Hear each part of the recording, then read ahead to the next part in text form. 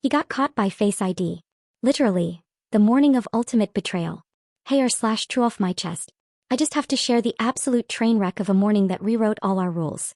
I never imagined technology could serve as the catalyst to my life's ultimate epiphany, and trust me, it's a wild ride. Grab your coffee, settle in, and prepare for an absurd tale of betrayal, twisted dialogues, and a dash of domestic absurdity. I always considered myself an ordinary wife living a pretty normal married life, until that fateful morning that started with his snoozing face. It was a humid Tuesday, the kind where you're too tired to care about anything except that the air conditioner is doing its best imitation of a glacier. I crept into the kitchen, determined to prepare his favorite breakfast, scrambled eggs with avocado toast, because why not add some healthy contradictions into our soon-to-be chaotic day? When I passed by our bedroom, I couldn't help but notice my husband, Mark, sprawled out on the bed as he always did on his Sunday mornings, even if it wasn't Sunday. His face, though more relaxed than usual, looked far too peaceful for the commotion inside our home. The phone, resting innocently on the bedside table, was unlocked thanks to his careless habit, or so he assumed, of not changing his default settings. Yes, he still believed that Face ID was his fault and his fault was not his fault after all. Curiosity and that little pinch of righteous indignation pushed me forward. I gingerly lifted his phone, and as fate would have it, his thumbprint was all that was needed, like some cosmic joke, to log me into his digital secrets.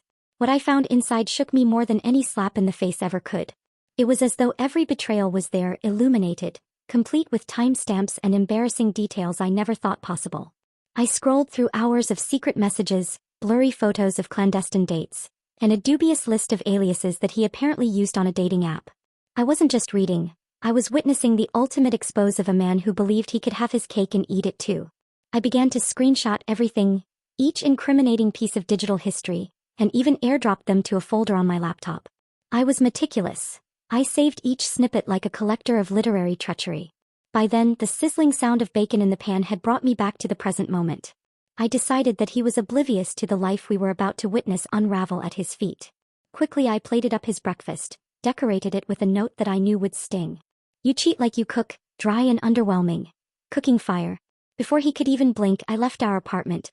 I walked out with my head held high, my phone loaded with evidence, and my heart determined to reclaim the reins of my life. Every step away from that apartment felt like stepping into my own narrative of liberation. A heroine in her own ridiculous epic. The conversation later that day when he called was nothing short of surreal. In a mixture of panic, denial, and the faint echo of betrayal, Mark stammered into the phone. "Lisa, what the hell did you do?" This isn't what it looks like." I couldn't help but let out a wry chuckle as I replied coolly, every word laced with that bitter mix of irony and heartbreak. "Oh really? Because it looks like I just uncovered an entire biography of your secret life. And honey, your biography reads like a tragicomedy. Bravo." His voice escalated into frantic ramblings, accusing me of a vendetta, of overreacting, but I wasn't about to let him off the hook with a half-baked excuse. I recounted the chronology of the evidence, each screenshot adding another damning detail. The dialogue cut through the static of our marriage's slow crumble. "Do you honestly think your words can sweep this under a rug, Mark?" Every secret, every late-night chat, every flirtatious emoji was captured, sealed with my little airdrop of justice. I vividly remember him trying to justify it all like a character in a poorly written soap opera, throwing around phrases like misunderstanding and just friends, which only fueled the absurdity of his situation. At one point he even admitted between gasps, "I never wanted to hurt you. And I interjected sharply. "Just what? Fall into a vortex of your own laziness and stupidity? You left your digital fingerprint on every single lie, and now there's no escaping the truth."